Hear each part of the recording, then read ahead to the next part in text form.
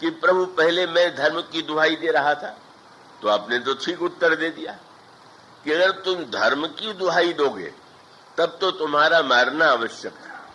क्यों? अगर मैं अधर्म मिटाने के लिए आया हुआ हूं, धर्म की रक्षा करने के लिए आया हूं, तो तुम जैसा अधार्मिक जिसने अपने छोटे भाई की पत्नी को इस प्रकार से हरण कर लिया, उसको मारना मेरा धर्म के अनुकूल है। और तुम जब ये कहते हो कि मैंने छिप करके मारा, तो ये तो सत्य नहीं है। मैं तो छिपना नहीं चाहता था, मैं तो तुम्हें दिखलाना चाहता था, तुम तो देखना नहीं चाहते थे। और ठीक है, क्या सूर्य में शक्ति है क्या कि वो आपको अपने आप से छिपा ले? सूर्य में शक्ति नहीं है कि वो निर्णय करे कि इनको हम प्रकाश देंगे, इनको नहीं है। पर आप में शक्ति है कि आप आंख मूंद लीजिए, सूर्य ने दिखाई दे। सूर्य आपको वंचित नहीं कर सकता, लेकिन आप सूर्य को देखने से बच सकते हैं। भगवान का अर्थ है, तुम कह रहे हो मैंने छिपके मारा, क्या ये सच है क्या? मानो भगवान का संकेत ये था, भला तुम सोचो, जब तुम सुग्रीव की चुनौती पर लड़ने के लिए चले और तुम्हारी पत्नी ने सावधान किया, क्या बताना चाहते थे कि अगर मैं वहां न होता तो मुझे कैसे पता चलता है कि तुम्हारी पत्नी ने तुमसे क्या कहा? मानो लड़ने से पहले मैं तुम्हारे यहां पहुंच गया था और तुम क्या समझते हो कि तुम्हारी पत्नी स्वयं उपदेश दे रही थी? मैं ही उसकी वाणी से तुम्हें सावधान कर रहा था। लेकिन तुम तो अभिमानी इतने हो कि हंसने लगे, तुम बड़ी नासमझ हो। तुम वस्तुतः देखना चाहते ही नहीं थे। फिर जब तुमने सुग्रीव पर प्रहार किया और मैंने बाण नहीं चलाया, तो भी ये दूसरी सूचना थी। और उसके बाद तुमने स्वयं अनुभव किया कि वह सुग्रीव जो तुम्हारे प्रहार से डर करके मेरे पास वृक्ष की छाया में आया और उसके गले में जब मैंने माला पहना दी, तो तुम अंधे थे क्या कि तुम यह नहीं देख रहे थे कि मैंने इसके गले में माला पहना के सूचना दे दिया है कि मैं यहीं पर हूं? अभी तक मैंने यह मान करके कि मैं तुम्हारे ऊपर बाण नहीं चलाऊंगा, लेकिन अब ये शरणागत है और अब अगर तुमने भूल की तो तुम्हें दंड मिलेगा। तो मानो तुम झूठे बहाने बना रहे हो। धर्म की दुहाई भी झूठी और मैं विषम हूं या भेदयुक्त हूं, यह भी आरोप झूठा। बाली हार गया, पर हारने के बाद फिर जीत गया। और जीत कब गया? जब अपनी बुद्धि से हराने की चेष्टा की तो हार गया, और जब भगवान के स्वभाव का सहारा लेकर के बोला तो भगवान हार गए। उसने तुरंत भगवान से यही कहा, भले प्रभु सुनो राम स्वामी समन सन चलन चातुरी मोर। प्रभु आपके सामने भला मैं बुद्धि और चतुराई से आपको हरा सकता हूं, किंतु मेरा तो एक ही प्रश्न है कि मैंने सुना कि आप ये कहते हैं कि जीव जो ही आपके सन्मुख होता है उसके कोटि कोटि जन्म के पाप नष्ट हो जाते हैं, और इस समय भी यदि आप मुझसे कह रहे हैं कि तू पापी है, तो क्या वो आपके दर्शन का फल अब नहीं रह गया क्या?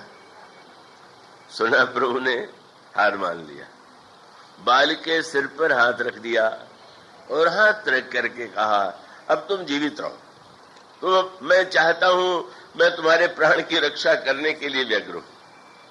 पर धन्य है बाली, उस बाली ने भी तुरंत प्रभु के इस प्रस्ताव को, उसने ये कहा कि प्रभु जब आप ये कह रहे हैं कि शरीर को मैं तुम्हें वरदान दे करके तुम्हारे शरीर को अमर बना दूंगा, तो इससे लगता है कि आप मुझसे थोड़ा रुष्ट हैं, और प्रसन्न है तो पूरे प्रसन्न नहीं। क्यों? बहुत सुंदर बात उन्होंने कही।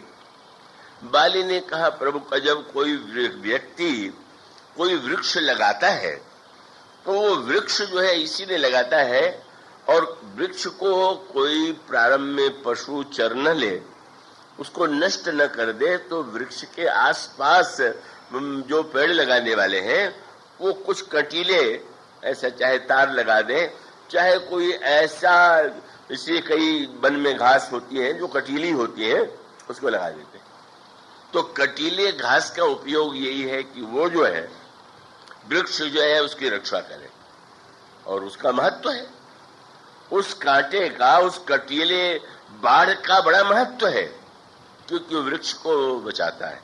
किंतु प्रभु, मानो उन्होंने, बाली ने कहा कि ये शरीर जो है ये कांटेदार वृक्ष है। तो शरीर का जो कांटेदार वृक्ष है वो बड़ा उपयोगी है। कब? कि जैसे कांटेदार वृक्ष जो है अलग तो उपयोगी नहीं है, पर जब वृक्ष की रक्षा करता है तो उपयोगी। तो इसी प्रकार से भगवत भजन का जो वृक्ष है उसके लिए ये शरीर कांटेदार उसकी रक्षा करते रहे तो ठीक है। पर ये तो बताइए कि अगर कोई व्यक्ति कांटे को इतना महत्व दे दे कि वृक्ष को ही काट करके उस कांटे के चारों ओर उसकी बाड़ लगावे, तो उसे क्या कहेंगे?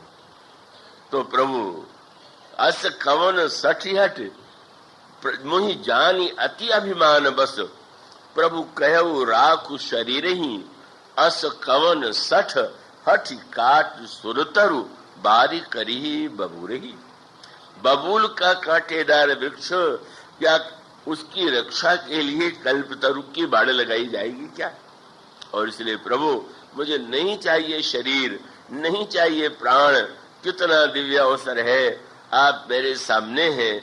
जिसका नाम स्मरण आवे इसके लिए मुनि अभ्यास करते हैं, और वो प्रभु मेरे सामने आप खड़े हैं। इससे बढ़कर के कोई सौभाग्यशाली मृत्यु हो सकती है? और सचमुच एक क्षण में वो अहमता से और ममता से मुक्त हो गया। देहाभिमान से मुक्त होना बड़ा कठिन, पर बाली मुक्त हो गया। और दूसरी ममता बड़ी कठिन। तो भगवान ने जब कहा कि तुम जीवित रह के भी तो मेरी सेवा कर सकते हो, तो क्या सेवा का महत्व तो कम है क्या? तो बाली ने कहा, प्रभु मैं सेवा भी करूंगा। क्या? अंगद को बुला लिया और कहा कि महाराज, ये तो मेरा पुत्र है, और शास्त्र कहते हैं कि आत्मा वही जायते पुत्र। पुत्र जो है वो तो पिता की आत्मा है, तो इसके रूप में मैं आपकी सेवा करूंगा। क्यों भाई, तुम सेवा न करके पुत्र के रूप में क्यों करना चाहते हो? तो बड़ी सुंदर बात बाली ने कही कि यह तनय मम सम विनय बल, ये पुत्र मेरे ही समान बलवान है और बड़ा विनम्र है। बड़ी मीठी बात कह दी। बलवान तो मैं था, पर विनय नहीं, और जो विनयी नहीं है वो सेवा कर नहीं सकता। इसलिए जो विनय युक्त तो मेरा ये शरीर है, ये आपकी सेवा में रहेगा। और साथ साथ बाली ने प्रभु से अनुरोध किया, गही बाह, जरा आप इसकी बाह को पकड़ लीजिए। कितनी चतुराई की बात कही। आपके घर में कोई महापुरुष आवे तो आप कहेंगे महात्मा जी के चरण पकड़ो। बाली कह सकता था अंगद से भगवान के चरणों को पकड़ लो, पर बाली ने भगवान से कहा आप अंगद का हाथ पकड़ लीजिए। और इसका अर्थ क्या? प्रभु, जीव आपके चरणों को पकड़े तो न जाने कब छोड़ दे, पर आप अगर किसी की भुजा पकड़ ले तो आप तो छोड़ेंगे नहीं। ममता को भगवान के हाथों में दे दिया, अहमता को प्रभु के चरणों में सौंप दिया, और राम चरण दृढ़ प्रीति कर बाली कीन तनु त्याग, सुमन माल जिम कंठ ते गिरत न जाने उनाग। मुक्त हो गया। राम बाल निज धाम पठावा। और इसका तात्पर्य है, इसका अभिप्राय यह है कि शरीर को कहीं शास्त्रों में निंदा की गई, कहीं शरीर की प्रशंसा की गई, कहीं शरीर को अनित्य बताया गया, कहीं शरीर को समुद्र बताया गया, कहीं शरीर को जहाज बताया गया। और इसका एक ही तात्पर्य है कि शरीर का हम उपयोग क्या कर रहे हैं, महत्व तो इसका है। आप शास्त्र में शरीर की निंदा पढ़ करके शरीर की निंदा करने लग जाए तो ये तो कोई बुद्धिमत्ता की बात नहीं है। इसलिए यहां संकेत यही था, बंदर अब व्याकुल हो गए थे कि हम शरीर छोड़ दें, और उस समय मानो संपाति के रूप में जब यह स्वर सुनाई पड़ा कि मैं खा जाऊंगा, तो व्याकुल क्यों हो गए? क्या अर्थ है कि शरीर की ममता कहीं न कहीं मन में भीतर थी, ऊपर से कह रहे थे लेकिन कहीं न कहीं ममता थी। वो व्यंग में कहा जाता है ना कि बुढ़िया सिर पर गट्ठर लगे हुए, उसने कष्ट के मारे, गरीबी के मारे ढो रही थी, पटक दिया और यही कहा कि मृत्यु हमें उठा ले तो बहुत अच्छा है। सो यमराज सामने आ गए तो बोले तुमने क्या कहा? बोले लकड़ी का गट्ठा उठा दीजिए। मानो कह रही थी आप उठा लीजिए, लेकिन वो शरीर की ममता। तो उसका फिर परिणाम हुआ कि गीध और ये जो दोनों गीध हैं, संपाति और जटायु, यही एक महान सत्य है और उसमें सूत्र साधना का विद्यमान। और वो सूत्र यही है कि जटायु ने भगवान राम के कारण शरीर का त्याग कर दिया, और त्याग कर दिया तो हरिपुर गयऊ परम बड़ भागी, उससे बढ़कर के भाग्यवान कौन हो सकता है?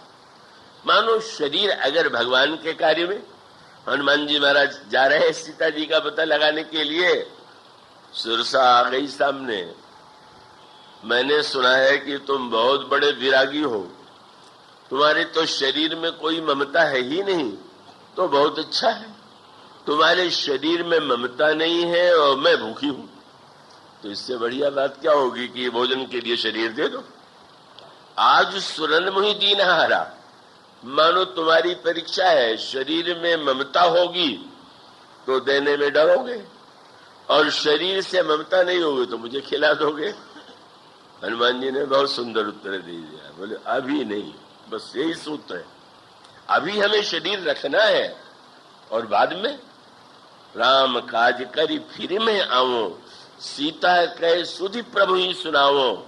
एक बार में भगवान राम का कार्य पूरा कर लूं, भगवान राम के कार्य के लिए प्रभु का संदेश मैं सीता जी तक पहुंचा दूं, सीता जी का संदेश प्रभु के पास पहुंचा दूं, और उसके बाद तब तो बदन पैठियों आई। कितना सुंदर सूत्र है, मानो मृत्यु मुंह खोले खड़ी है, तुम चाहते हो कि नहीं? उनका अभी नहीं, पर लक्ष्य पूरा हो जाने के बाद मुझे कोई शरीर से कोई लोभ नहीं, मैं तुम्हारे मुंह में चला आऊंगा। पर सुरसा समझ गई कि ये बंदर जब वो लक्ष्य ही पूरा कर लेगा तो मेरे मुंह में कहां समाएगा, इसलिए वो बाद में एक दो दूने बढ़ने की होड़ में सुरसा परास्त होकर के हनुमान जी को आशीर्वाद देती है। आशीर्वाद की विशेषता क्या है? ये दिखाने के लिए कि मैं बहुत बड़ा शरीर से ऊपर उठा हुआ हूं। कई लोग ऊंचे काम भी कभी कभी दिखाने के मुंह में। वो व्यंग में एक बार सत्संग में तो बात कही गई कि कई सन्यासी एकत्र हुए और फिर परस्पर सत्संग होने लगा कि किसने क्यों त्याग करके गृहस्थाश्रम संन्यास ग्रहण किया। तो सबने अलग अलग उत्तर बताए, पर एक बैठे हुए थे चुप। तो उनसे पूछा गया कि आपने संन्यास क्यों लिया, आप क्यों नहीं बोलते? तो उन्होंने कहा संन्यास मैंने लिया नहीं, लोगों ने सन्यासी बना दिया। बना क्या दिया? लेकिन मैं तो सत्संग में जाता भी नहीं था। एक संत आए तो मैं तो चला जा रहा था, पर संत जी ने सहज भाव से पूछ दिया ये कौन है जो जा रहे हैं? बोले महाराज जी तो बड़े सत्संगी। अब वो शब्द सुन के मुझे लज्जा लगी। महात्मा जी ने कहा इतने सत्संगी, आओ बेटा आओ। तो मैंने सोचा कि अब लोगों ने चाहे व्यंग में कहा है और महात्मा जी ने सरलता से मान लिया तो भाई चलो बैठ ही जाए। बैठ गए तो थोड़ी देर बाद लोग कहने लगे महाराज नित्य के सत्संगी तो यही है, हम लोग तो कभी कभी आते। तो महात्मा जी को लगा कि तो बहुत अच्छा व्यक्ति है, वो नित्य जो है। मैं जाने लगा और थोड़े दिन के बाद चारों लोग कहने लगे कि अभी घर में रुक नहीं सकते, जरूर घर छोड़ देंगे। तो मैंने घर छोड़ दिया कि भाई अब बदनामी न हो। मानो व्यंग ये है कि कभी दिखावे के लिए हनुमान जी अगर ये दिखाना चाहते कि नहीं नहीं मुझे ले शरीर का क्या अर्थ है, शरीर का क्या महत्व है, हनुमान जी ने कहा महत्व है, हनुमान जी कहते हैं कि शरीर का महत्व है और महत्व इतना कि माँ के पास पहुंच गए। माँ से बड़ी ऊंची बातें हुई, ज्ञान की, भक्ति की, स्वभाव की, प्रभाव की, पर अचानक हनुमान जी ने जो बात माँ से कही, माँ ने कहा, हो तात बलशील निधाना, अजर अमर गुण निधि तो होहु, करहि बहुत तो रघुनायक छोहु। इतना मिलने के बाद हनुमान जी क्या कहते हैं, सुनो माँ, भूख की बात आ गई। मानो हनुमान जी का तात्पर्य था कि अब वो भाषण का भाषण तो अलग है, पर माँ और बेटे के बीच में वेदांत की चर्चा थोड़ी होती है, वो तो खाने पीने की बात होती है। माँ को चिंता होती है हमारा बेटा भूखा न रह जाए, और बेटा औरों से चाहे संकोच करे पर माँ से तो निसंकोच मांग लेता है। और सचमुच माँ ने नहीं कहा कि अरे तुम्हें और भूख, तुम्हें भूख प्यास से क्या है। माँ ने यही कहा कि सुन सुत करहि विपिन रखवारी, परम सुभट रजनी चर भारी। मैं तो चाहती हूँ, मुझे पहले कहना चाहिए था फल खाने के लिए, पर देख रहे हो ये दुष्ट जो है यहाँ, ये तुम्हें खाने देंगे, इसलिए डर के मारे मैं नहीं कह रही हूँ। बड़े प्रसन्न हुए हनुमान जी। माँ ने सचमुच मुझे छोटा बच्चा मान लिया, अभी मेरा रूप देखने के बाद भी कितनी चिंता है। तो हनुमान जी ने तुरंत कहा, तिनकर भय माता मोहिनाए, माँ मुझे उनका कोई भय नहीं। क्या? बोले जो तुम सुख मानहु मन माए, आप बस आप मन में प्रसन्न है तो मुझे भय नहीं, और आप नहीं है तो फिर नहीं। और तब तुरंत माँ ने वात्सल्य भरे स्वर में कहा, रघुपति चरण हृदय धरि, तात मधुर फल खाओ। हनुमान जी ने कहा था कि वृक्ष के फल कितने सुंदर हैं, पर माँ ने कहा कि सुंदर देख करके फल नहीं खा लेना चाहिए। सुंदर है तो क्या पता देखने में सुंदर और खाने में कड़वा हो। तो ये मोह की वाटिका, रावण की वाटिका, इसके फल है तो बड़े सुंदर, पर सुंदर को जब तक मधुर न बना लेना तब तक मत खाना। मधुर बनाने का उपाय क्या है? बोले भगवान को भोग लगा देना, और जब प्रभु को अर्पित कर दोगे तो रघुपति चरण हृदय धरि, तात मधुर फल खाओ। और हनुमान जी सचमुच रावण ने भी पूछा तुमने फल क्यों खाए, तो हनुमान जी ने कोई बड़ी ऊंची भाषा नहीं, हनुमान जी ने कहा, भाई खाऊं फल प्रभु लागी भूखा। भाई भूख लगती है तो व्यक्ति को चाहिए भोजन, मुझे भी भूख लगी हुई थी, तुम्हारे बाग के फल थे तो मैंने खा लिया, तो क्या बुरा किया। मानो हनुमान जी इस संदर्भ में जो उपदेश का संकेत देते हैं, और वही संपाति, गीध और समस्त पात्रों के संदर्भ का सत्य है। और संपाति ने उस समय गीध से एक सूत्र दिया। एक सूत्र यह था, और बड़े महत्व का सूत्र। पहले स्वयं प्रभा से मिलन हुआ था बंदरों का, और स्वयं प्रभा ने कहा आंखें मूंदो। जब बंदरों ने कहा कि हम निराश हैं क्योंकि बहुत प्रयत्न करने के बाद भी सीता जी को नहीं खोज पाए, तो स्वयं प्रभा ने पूछा था बंदरों से, तुमने सीता जी को आंख बंद करके खोजा कि आंख खोल के? बोले देवी 24 घंटे में एक क्षण भी आंख बंद नहीं किया, जग करके सेवा करते रहे, खोज करते रहे। स्वयं प्रभा ने कहा कि ना, मुदहु नयन, मुदहु नयन एक सूत्र, और संपाति ने दूसरा सूत्र दिया का वो देखिए समुद्र में। संपाति कहता है आंख खोलिए, स्वयं प्रभा ने कहा आंख बंद कीजिए। आंख खोलना बुद्धि का सदुपयोग है, और आंख बंद करना विश्वास का प्रतीक। विश्वास जब है तो हम आंख मूंद लेते हैं। आप सड़क पर चलेंगे तो आंख खोल के चलेंगे, और माँ की गोदी में बालक को तो आंख मूंद करके आनंद से सो जाता है। जीवन में बुद्धि का महत्व है कि विश्वास का महत्व? आंख खोलें कि आंख बंद करें, दोनों सूत्र हैं। स्वयं प्रभा कहती है विश्वास करो और स्वयं प्रभा के स्थान पर संपाति ने कहा कि वो देखो, क्योंकि बंदर आंखों को बंद करना उनके लिए कठिन हो रहा है।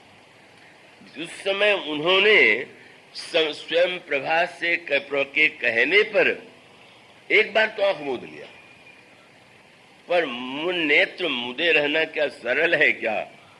वो स्वामी जी ने लिखा, नैन मुदि पुन देखे ही वीरा। नेत्र तो मुदा, पर आंख खोल के देखने लगे, कोई चमत्कार हुआ कि नहीं हुआ? बहुत से आंख मूंदने वाले बस थोड़े देर ध्यानमान करते हैं तो चमत्कार की प्रतीक्षा करते हैं कि क्या मिला, क्या चमत्कार हुआ। तो मानो अब निराशा ये लगी कि क्या स्वयं प्रभा ने कह दिया था कि मूंदने पर सीता जी मिलेंगी। सीता जी तो कहीं मिली नहीं, समुद्र मिला है। स्वयं प्रभा के यहाँ कम से कम पीने योग्य जल तो था, ये समुद्र का खारा जल कहाँ स्वयं प्रभा ने भेज दिया। आंख मूंद करके तो हम लाभ में रहे नहीं। तो संपाति ने तुरंत कहा कि अच्छा, मुदने से घबराए हो तो जरा आंख खोल करके देखो। वो है समुद्र, समुद्र के बीच में है लंका, लंका में अशोक वाटिका, अशोक वाटिका में सीता जी बैठी हुई। अब बंदर आंख फाड़ फाड़ के देख रहे हैं, कुछ नहीं दिखाई दे रहा। आंख खोलना का अर्थ क्या है? बुद्धि की सीमा है कि नहीं? कितने देर आप आंख खोले रहेंगे? कितने देर आप बुद्धि के द्वारा ही निर्णय करेंगे? और तब सूत्र दिया, और वह सूत्र यह था कि भाई, या तो तुम्हारी आंखों में वो शक्ति हो कि तुम देख लो। विश्वास क्यों करना पड़ता है? जिस समय बुद्धि स्वीकार कर ले कि हम में क्षमता देखने की नहीं, उस परम शक्ति को हम नहीं देख पाते, तो अगर देख सकते हैं तो देखिए, और न देख सकते हो तो जिसने देखा हो उस पर भरोसा कीजिए, विश्वास कीजिए। तो संपाति ने कह दिया, मैं देखूं तुम नाही न गीधई दृष्टि अपार।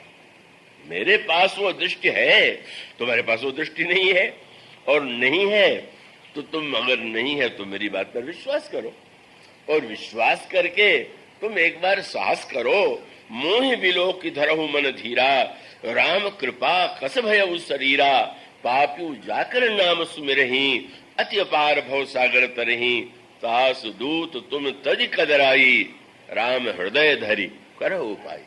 श्री राम के दूत हो, कायरता छोड़ो और प्रयत्न करो।